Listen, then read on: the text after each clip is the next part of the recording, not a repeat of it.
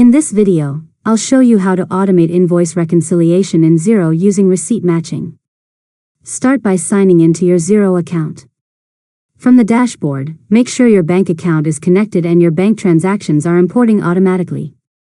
Next, upload or create your supplier bills in Bills to Pay so Xero has invoices available to match against your bank transactions.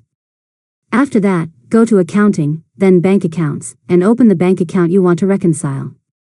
Click Reconcile to view your imported bank transactions. Now review the suggested matches that Xero displays. When Xero finds a matching bill based on the amount, supplier, and payment details, it will recommend a match automatically. Next, click the suggested match to review the details. If everything is correct, click OK to reconcile the transaction. If there are multiple possible matches, select the correct bill before confirming. Finally, continue reconciling the remaining transactions until your bank account is up to date.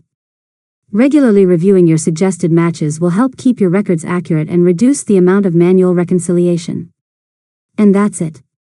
You've successfully learned how to automate invoice reconciliation in Xero using receipt matching. If you found this tutorial helpful, make sure to subscribe to Learn Mode Lab for more tutorials.